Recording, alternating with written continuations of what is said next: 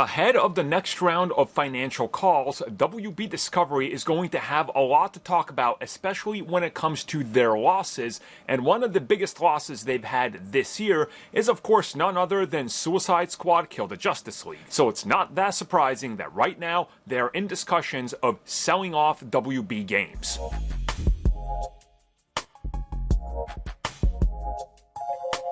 Okay, so this is not the first time we are talking about this. It's been discussed before. The only reason they did not sell it before is because of the success of Hogwarts Legacy and the hopeful success of Suicide Squad Kill the Justice League. Now, of course, one of these was rather successful and a great game. The other one was Suicide Squad Kill the Justice League. So now there's a massive problem. And as it's been reported, David Zaslav and WB Discovery are looking off to either sell off a portion of WB Games, or they're looking to sell it off wholesale if a correct buyer and a correct sum of money was to show up. Now, what amount of money they're looking for, we don't really know. I don't assume we're going to find out up until somebody either leaks it or there's ongoing discussions or somebody just makes an offer.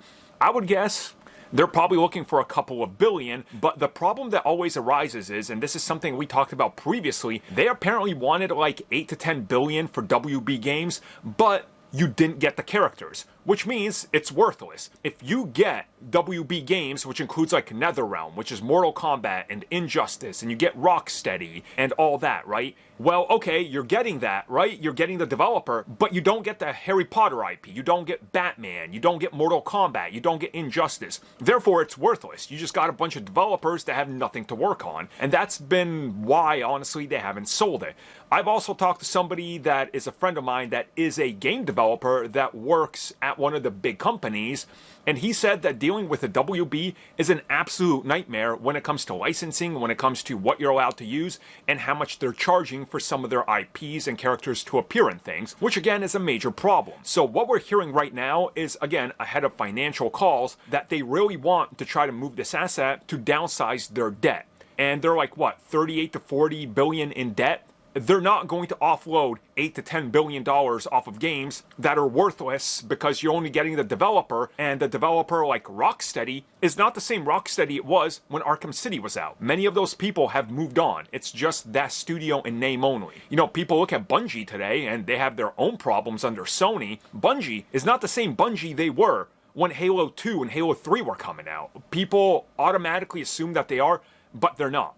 So right now, we're seeing a massive problem with WB Games, and honestly, I think it's going to continue. Look at Suicide Squad Kill the Justice League. Is anybody going to tell you that that's a successful game? If they do, I don't know what they're drinking or what edible they're taking, but I want that. Because WB Games is not moving in an upward trajectory. The only solution is to cut it off at its knees or try to fix it. But fixing it would mean another 4 to 5 years of investment, and who knows what happens. Is the Wonder Woman game going to hit? Is there ever going to be a Superman game? Is there going to be another Batman game? You know, what's happening? They don't have answers, but they know they need money.